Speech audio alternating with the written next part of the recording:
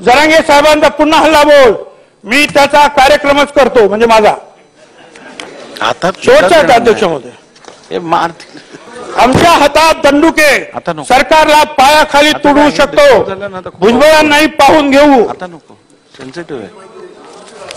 अध्यक्ष महोदय, एकदा आरक्षण मिळू द्या, भुजबळाचा कार्यक्रमच करतो. आता शेवट एकच मिनिट.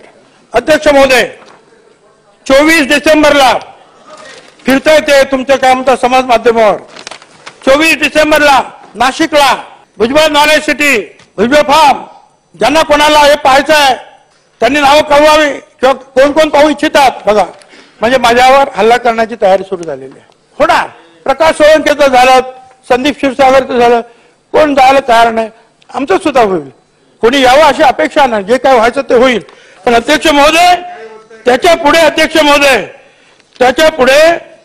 महोदय, कालपासून मी सकाळी उठलो आणि पाहिलं, अरे पोलीस का वाढवता रे, कशात काय झाली, गडबड काय झाली. साहित्यावरून इनपुट आलेलं आहे की भुजबळाला गोळी मारली जाईल. पोलिसांचा रिपोर्ट, पोलीस मारा, हरकत नाही, मला तयार आहे अध्यक्ष महोदय. परंतु अध्यक्ष महोदय, मला म्हणायचं हेच की हे जे आपलं चाललेलं आहे, मराठा आरक्षणाला माझा विरोध नाही, त्यांना वेगळं आरक्षण द्या, की झुंडशाही थांबवा. आज छगन भुजबळ आहे, उद्या आणखी कोणी, प्रकाश सोळंके झाला, क्षीरसागर झाला, आणखी झाला, आता भुजबळ होईल, मग हे होईल, मग ते होईल, मग ते होईल, आणि आपण सगळे गप्प बसणार आहात. काही त्याच्यावर बोलणार नाही, कोणी त्याचा धिक्कार करणार नाही, कोणी त्याचा निषेध करणार नाही, कोणी त्यांना बघायला जाणार नाही. ज्यांची घरं जळतील त्यांना. अध्यक्ष महोदय, काय करणार आपण महाराष्ट्र, आपण खऱ्या अर्थानं या महाराष्ट्रामध्ये हे आपण सगळं पाहणार आहोत का, कोणी याच्यावर धन्यवाद.